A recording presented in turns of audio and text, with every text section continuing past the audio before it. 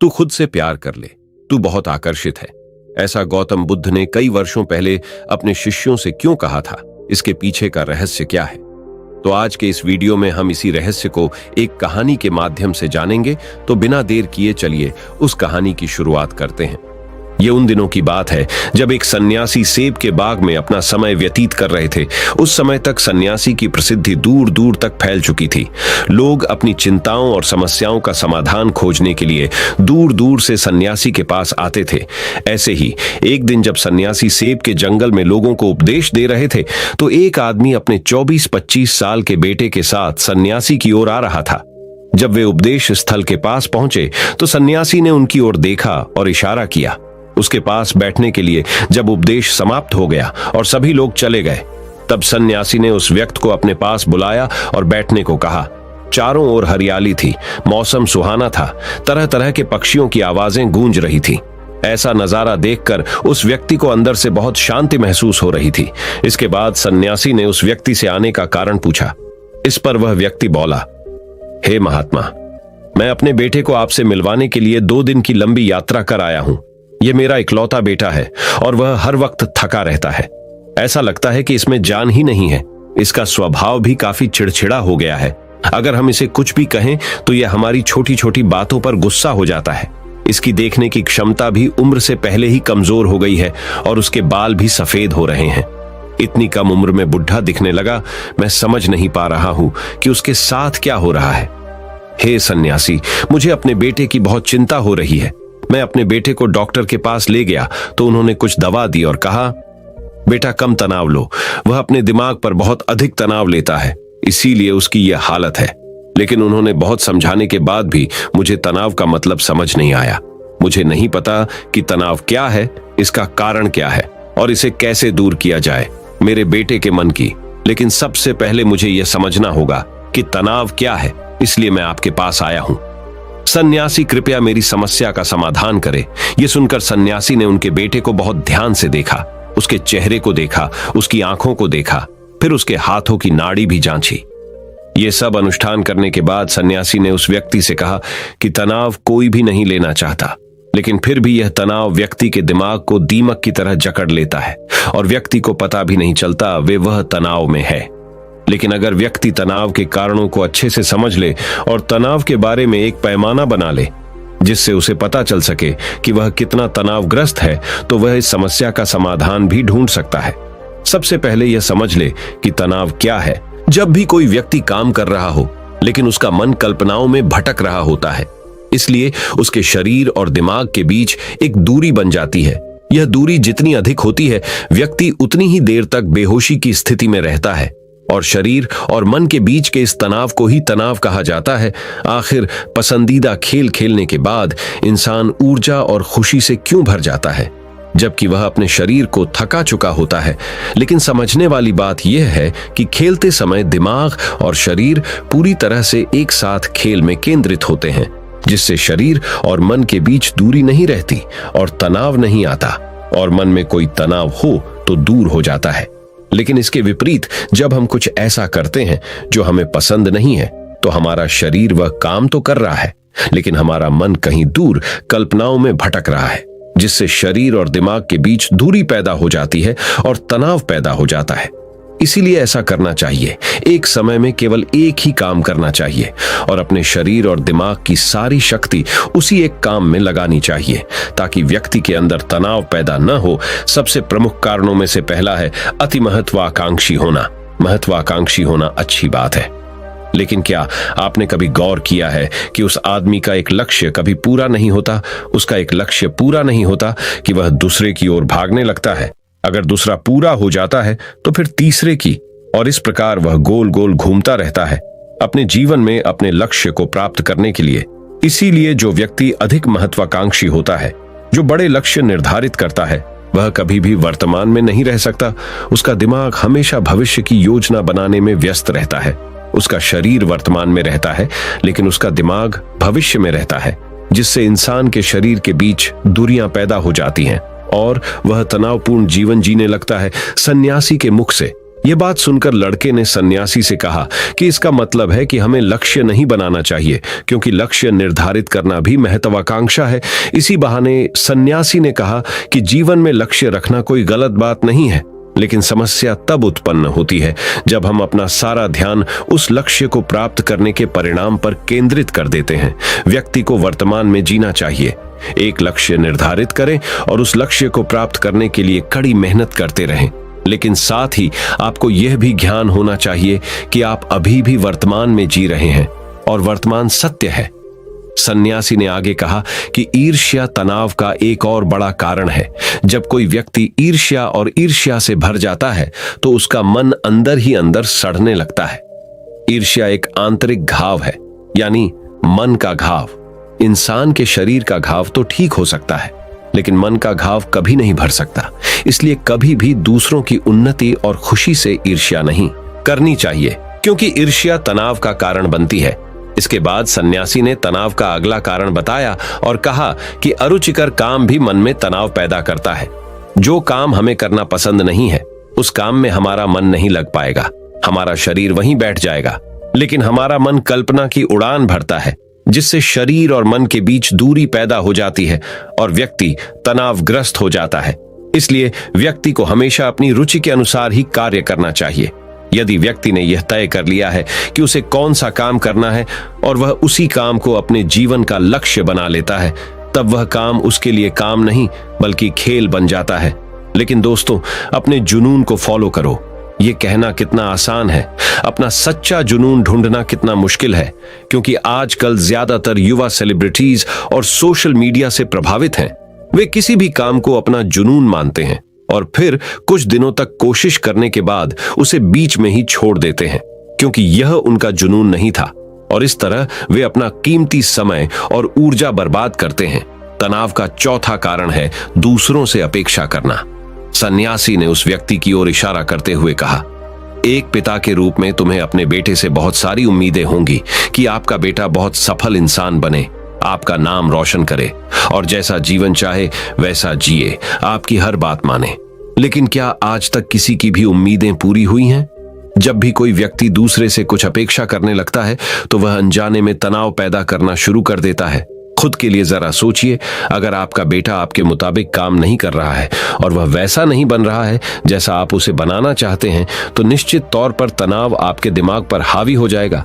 आप तनावपूर्ण जीवन जीने लगेंगे और इस तनाव में आप इस तरह व्यवहार और बातचीत करेंगे कि आपके अपने बेटे के साथ संबंध बद से बदतर होते चले जाएंगे। इसलिए व्यक्ति को दूसरों से अपनी क्षमता से कम उम्मीदें रखनी चाहिए, और अगर आप पूरी तरह से तनाव मुक्त रहना चाहते हैं तो दूसरों से उम्मीद करना बंद कर दें। इसके बाद सन्यासी ने कहा कि शारीरिक कष्ट भी मनुष्य के तनाव का एक कारण है। जब कोई व्यक्ति किसी शारीरिक दर्द से गुजर रहा होता है तो उसका पूरा ध्यान उस दर्द पर होता है और वह सारा दिन बस अपने दर्द के बारे में ही सोचता रहता है, जिससे उसका मन दुखद विचारों से भर जाता है और ऐसे में व्यक्ति तनावग्रस्त रहने लगता है। ये सब सुनकर वह व्यक्ति बोला कि हे सन्यासी, शारीरिक कष्ट किसी भी व्यक्ति को हो सकता है, तो क्या वह व्यक्ति जीवन भर तनाव में रहेगा? इसका उत्तर देते हुए सन्यासी ने कहा कि मनुष्य को यह समझना चाहिए कि हमारा जीवन दुख का आधार है। जैसे जैसे हमारा जीवन चलता है, बीमारियां आती हैं और फिर अंत में मृत्यु आती है। इसलिए बीमारियां मानव जीवन का अभिन्न अंग है। इससे कोई नहीं बच सकता। यह बस किसी के जीवन में समय से पहले आता है और किसी के बाद आता है, लेकिन सबके पास आता है। जब मानव मस्तिष्क इस बात को अच्छी तरह से समझ जाएगा तो तब उसे अपनी बीमारी के बारे में सोचकर ज्यादा तनाव नहीं लेना चाहिए, क्योंकि यह हमारे जीवन का अभिन्न अंग है और इसके लिए शारीरिक व्यायाम का अभ्यास करते रहना चाहिए और स्वस्थ जीवन शैली को भी अपने जीवन में जगह देनी चाहिए, जिससे उनका शरीर लंबे समय तक स्वस्थ रहकर ठीक से काम कर सके। तनाव का अगला कारण है अपनी योजनाओं को समझने के लिए समय न देना। कुछ लोगों के मन में यह विचार घर कर जाता है कि वे बिना सोचे समझे उस पर काम शुरू कर देते हैं, और जब उन्हें उस काम में असफलता मिलती है तो वे तनाव से भर जाते हैं, क्योंकि उन्होंने उस काम को शुरू करने से पहले उस काम के बारे में पूरी जानकारी इकट्ठा नहीं की थी। किसी भी कार्य को शुरू करने से पहले व्यक्ति को उसके अच्छे और बुरे परिणाम के बारे में ठीक से विचार कर लेना चाहिए।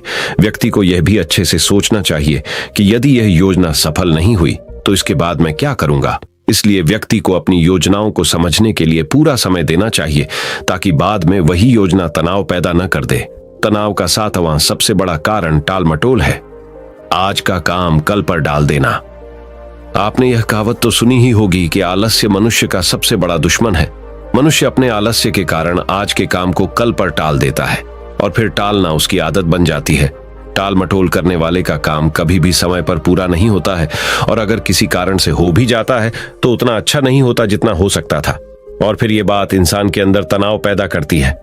लेकिन आखिरी समय पर टालना या ना करना एक आदत है, इसलिए न चाहते हुए भी व्यक्ति बार बार इस आदत का शिकार हो जाता है और फिर काम को टालता रहता है, और फिर जब काम की समय सीमा नजदीक आ जाती है तो वह उस काम को पूरा करने की कोशिश करता है। इसलिए तनाव मुक्त रहने के लिए व्यक्ति को काम को टालने की आदत को छोड़ना होगा, और यह तभी संभव है जब लोग काम को समय से पहले पूरा करने का प्रयास करेंगे। तनाव का आखिरी और सबसे बड़ा कारण है ज्यादा सोचना। लगातार सोचना भी एक बीमारी है, और यह उन लोगों में सबसे ज्यादा पाई जाती है जो कल्पनाएं करते हैं, जो अतीत की घटनाओं के बारे में सोचते रहते हैं और जो भविष्य के बारे में बेतहाशा सोचते रहते हैं। इसलिए व्यक्ति को ज्यादा सोचने की आदत पर अंकुश लगाना चाहिए। उसे जितना हो सके खुद को काम में व्यस्त रखने की कोशिश करनी चाहिए, और प्रतिदिन ध्यान के अभ्यास को अपने जीवन का हिस्सा बनाएं। सन्यासी के मुख से ये सभी बातें सुनकर वह व्यक्ति हाथ जोड़कर बोला, हे सन्यासी, मेरा बेटा अभी सिर्फ 20 साल का है और उसे इतनी समझ भी नहीं है कि वह सभी बातों का पालन कर सके। कृपया तनाव दूर करने का कोई आसान तरीका बताएं, तावे मेरा बेटा भी उसे अपना सके और तनाव मुक्त रह सके। उस व्यक्ति की यह विनती सुनकर सन्यासी ने कुछ सोचते हुए उत्तर दिया, यदि आप इतनी सारी बातों का पालन नहीं कर सकते तो इसके लिए एक बहुत ही आसान तरीका है। आप एक समय में एक ही काम करने पर ध्यान केंद्रित करते हैं। आप उस समय जो कर रहे हैं बस उसी पर ध्यान केंद्रित करें, और यदि आपका मन भटकता है तो जैसे ही आपको याद आए अपना ध्यान उस काम पर लौटा दें। तनाव मुक्त रहने का यह सबसे आसान और अच्छा तरीका है। जब आप खाएं तो केवल खाएं, उसके स्वाद का आनंद लें, उसे महसूस करें। जब आप चलें तो अपना ध्यान केवल चलने पर केंद्रित करें। इससे आपका दिमाग और शरीर दोनों एक ही जगह पर केंद्रित रहेंगे। दोनों के बीच कोई दूरी नहीं रहेगी, जो तनाव का मुख्य कारण है। दोस्तों, आज की युवा पीढ़ी एक ही समय में 2 या 3 काम करने की आदी हो गई है, जैसे फोन पर बात करते हुए गाड़ी चलाना, खाना खाते समय टीवी देखना या फोन का इस्तेमाल करना। और फिर उनकी शिकायत रहती है कि मैं तनाव में रहता हूं, मेरा मन बेचैन रहता है, मैं चिड़चिड़ा हो गया हूं। जब कोई व्यक्ति एक समय में 3 काम करता है तो यह स्वाभाविक है तनाव उत्पन्न होना, क्योंकि दिमाग एक समय में एक ही काम पूरे ध्यान से कर सकता है। कभी भी एक ही समय में 2 चीजों पर पूरा ध्यान केंद्रित नहीं कर पाता। इसलिए जहां तक हो सके एक समय में एक ही काम को पूरे ध्यान से करने की कोशिश करें। दोस्तों, मुझे उम्मीद है कि आपको इस कहानी से बहुत कुछ सीखने को मिला होगा। लेकिन रुकिए, अब हम एक और कहानी से गौतम बुद्ध से जानेंगे कि कर्म क्या है और कर्म किसे कहते हैं। आगे बढ़ने के लिए हमें कौन से कर्म करने चाहिए। तो चलिए उस कहानी की शुरुआत करते हैं। कर्म क्या है और कर्म किसे कहते हैं। दोस्तों, आज का यह वीडियो आप सभी के लिए बहुत ही खास होने वाला है, क्योंकि दोस्तों आज मैं आपको गौतम बुद्ध की कहानी के जरिए बताने वाला हूं कि कर्म क्या है और कर्म किसे कहते हैं। दोस्तों, एक बार महात्मा गौतम बुद्ध के शिष्य ने उनसे पूछा कि कृपया हमें यह बताएं कि कर्म क्या है और कर्म किसे कहते हैं। तो उसके बाद महात्मा गौतम बुद्ध ने अपने शिष्य से कहा कि कर्म को समझने के लिए मैं तुम्हें एक कहानी सुनाता हूं। इस कहानी से तुम समझ जाओगे कि कर्म क्या है और कर्म किसे कहते हैं। और दोस्तों, मैं आज आप सभी को वही कहानी बताने वाला हूं जो बहुत साल पहले महात्मा गौतम बुद्ध जी ने अपने शिष्य को कर्म क्या है ये समझाने के लिए सुनाई थी। दोस्तों, अगर आपको ये कहानी पसंद आई तो अपने दोस्तों के साथ इसे शेयर करना मत भूलिए। तो बिना देर किए कहानी को शुरू करते हैं। दोस्तों, बुलंद शहर का एवक राजा था जो अपने मंत्री के साथ घोड़े पर बैठकर अपने राज्य का भ्रमण कर रहा था। राज्य का भ्रमण करने के बाद राजा एक दुकान के पास रुक गया, और रुकने के बाद राजा ने अपने मंत्री से कहा कि मंत्री जी, मालूम नहीं क्यों, लेकिन मुझे लगता है कि इस दुकानदार को कल के कल फांसी की सजा सुना दूं। और मुझे इसे मृत्यु दंड देने की इच्छा हो रही है। उसके बाद मंत्री जी राजा से इसका कारण पूछ पाते, इससे पहले राजा उससे आगे निकल गए। मंत्री ने इसका कारण पता करने के लिए अगली सुबह अवतार बदलकर आम जनता का रूप धारण करके उस दुकानदार के पास पहुंचा। और वैसे तो दुकानदार चंदन की लकड़ियां बेचने का काम करता था। इसके बाद मंत्री जी ने दुकानदार से पूछा कि भाई आपका काम कैसे चल रहा है। उसके बाद दुकानदार ने कहा कि भाई बहुत ही बुरा हाल चल रहा है।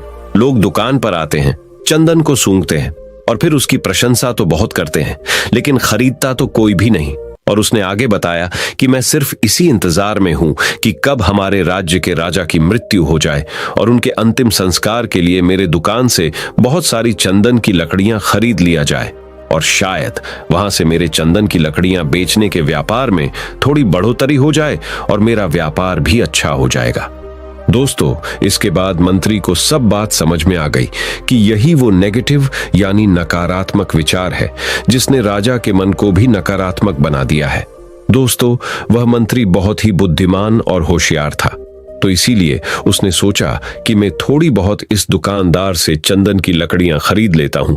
और उसके बाद उस मंत्री ने उस दुकानदार से पूछा कि क्या मैं आपके दुकान से थोड़ी बहुत चंदन की लकड़ियां खरीद सकता हूं। दुकानदार ये सुनकर बहुत खुश हो गया और उसने सोचा कि चलो, इतने समय से कुछ भी नहीं बिक रहा था। और उसके बाद उस दुकानदार ने कुछ चंदन की लकड़ियों को अच्छी तरह से पैक करके उस मंत्री जी को दे दिया।